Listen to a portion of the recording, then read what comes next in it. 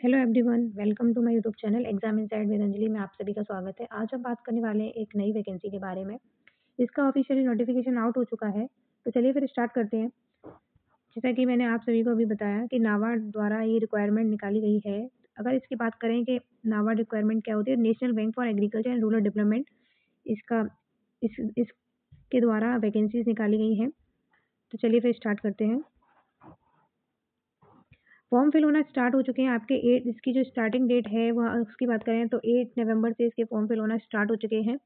और अगर हम इसकी लास्ट डेट की बात करें तो 30 नवंबर इसकी लास्ट डेट है। ठीक है, तो आप सभी फॉर्म को फिल कर सकते हैं। मैं आपको स्टेप बाय स्टेप बताऊंगी कि इसमें क्या एजुकेशन क्वालिफिकेशन चाहिए, क्या प्रोसेस रहेगा इस फॉर्म का, सिलेबस क्या रहता है, फीस क्या रहती है। ठीक है, एज लिमिट के बारे में भी बताऊंगी, तो बन रही है मेरे साथ लास्ट तक। चलिए फिर आगे बढ़ते हैं। आगे हम बात करेंगे कितनी वैकेंसीज निकाली गई हैं, कितने पोस्ट पर कितनी वैकेंसीज निकाली गई हैं उसके बारे में। तो जो टोटल पोस्ट निकाली गई हैं वो आपकी 91 पोस्ट निकाली गई हैं टोटल, जिसमें आपके कुछ पोस्ट निकाली गई हैं। जैसा पहले आपका असिस्टेंट मैनेजर की पोस्ट निकाली गई है ग्रेड ए पर, फिर असिस्टेंट मैनेजर की एक लीगल सर्विस पर भी वैकेंसीज निकाली गई हैं। कितनी वैकेंसीज निकाली गई हैं वो भी मैंने यहाँ मेंशन कर रखा है। ठीक है, तो टोटल जो है वो हमारी 91 वैकेंसीज निकाली गई हैं। ठीक है, तो आप सभी फॉर्म फिल कर सकते हैं। आगे बढ़ते हैं। आगे हम बात करेंगे कि इसमें हमारा रिजर्वेशन क्या रखा गया है। ठीक है, ओबीसी के लिए, एससी एसटी के लिए, जनरल वालों के लिए क्या प्रोसेस है उसके बारे में। तो कितनी सीट कितनी सीट किस कैटेगरी के लिए निकाली गई है वो बात करेंगे। कैटेगरी वाइज इसमें डिवाइड किया गया है। जैसे कि मैंने आपको बताया है, जनरल वालों के लिए 20 पोस्ट निकाली गई है, एससी के लिए 7 निकाली गई है, ओबीसी के लिए 13 पोस्ट निकाली गई है। तो यहाँ मैंने सारी कैटेगरीज वाइज आपको बता दिया है, आप चेक कर सकते हैं। ठीक है, आगे बढ़ते हैं। आगे हम बात करेंगे एज लिमिट की। एज लिमिट क्या रखी गई है। तो अगर हम एज लिमिट की बात करें तो इसमें हमारा जो एज रिलैक्सेशन की भी बात करी गई है, इसमें कुछ कैटेगरीज को एज रिलैक्सेशन भी दिया गया है। वैसे अगर इसकी एज लिमिट की बात करें कि कौन इस फॉर्म को फिल कर सकता है, तो 21 से 30 साल के सभी कैंडिडेट इसको अप्लाई कर सकते हैं। ठीक है, 21 से 30 साल के सभी इसको अप्लाई कर सकते हैं। बाकी इसमें एज रिलैक्सेशन भी दिया गया है, तो आप वो भी चेक कर सकते हैं। ये भी एक आपके पास एक अच्छा मौका है। तो एज रिलैक्सेशन की बात करें तो जो एससी और एसटी के कैटेगरी में आते हैं उनके लिए 5 साल का एज रिलैक्सेशन दिया गया है। ओबीसी कैटेगरी के लोगों के लिए 3 साल का एज रिलैक्सेशन है। बाकी इसमें मैंने और भी मेंशन कर रखा है, आप चेक कर सकते हैं। ठीक है, तो एससी और एसटी और ओबीसी के लिए भी एज रिलैक्सेशन दिया गया है, तो आप जो भी इस फॉर्म को फिल करना चाहता है वो कर सकता है। ये भी आपके पास एक मौका है। आगे बढ़ते हैं। आगे हम बात करेंगे एजुकेशन क्वालिफिकेशन की, कि इसमें एजुकेशन क्वालिफिकेशन का क्या स्टेटस है। तो एजुकेशन क्वालिफिकेशन आपकी पोस्ट वाइज बताया गया है कि जिस पोस्ट पे आप भरना चाहते हैं उसमें एजुकेशन क्वालिफिकेशन के बारे में बताया गया है कि आपको क्या चाहिए। जैसे आप इसमें जनरल कैटेगरीज का फॉर्म भरते हैं, ग्रेड ए की असिस्टेंट मैनेजर की पोस्ट के लिए फॉर्म भरते हैं, तो आपको बैचलर डिग्री होनी चाहिए आपकी। ठीक है, और आपके पास 60% मार्क्स होने चाहिए। और एस टी और एस सी कैटेगरी के जो भी लोग हैं उनके पास 55% मार्क्स होने चाहिए, कोई इस फॉर्म को फिल कर सकता है। बाकी इसमें अदर पोस्ट के लिए बताया गया है, जैसे फाइनेंस की बनी है तो आपके पास बीबीए होना चाहिए। ठीक है, इसमें मेंशन कर रखा है। आप एग्रीकल्चर इंजीनियरिंग की बात करें तो आपको बैचलर डिग्री होनी चाहिए एग्रीकल्चर में। तो इसमें सब मेंशन कर रखा है, आप उसी पोस्ट को देख के फॉर्म फिल कर सकते हैं। आगे बढ़ते हैं। आगे भी मैंने यही मेंशन कर रखा है, जो भी पोस्ट आप में सिविल इंजीनियरिंग का है, फूड प्रोसेसिंग का है, ठीक है, तो आप उसमें अपनी एजुकेशन क्वालिफिकेशन चेक कर सकते हैं और फॉर्म को फिल कर सकते हैं। तो काफ़ी पोस्टों पे निकाली गई है और बताया भी गया है कि आपको कितने परसेंट मार्क्स चाहिए। आगे बढ़ते हैं। आगे हम बात करेंगे इसमें एप्लीकेशन फ़ीस के बारे में, कि एप्लीकेशन फ़ीस का स्टेटस क्या है।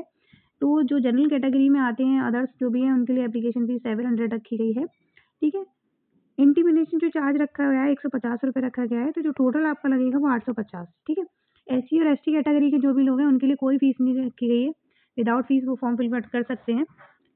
इंटीमेशन चार्ज उनके लिए 150 रुपये रखा गया है, तो उनकी जो फीस होगी टोटल वो 150 रखी है ये। ठीक है, आगे बढ़ते हैं।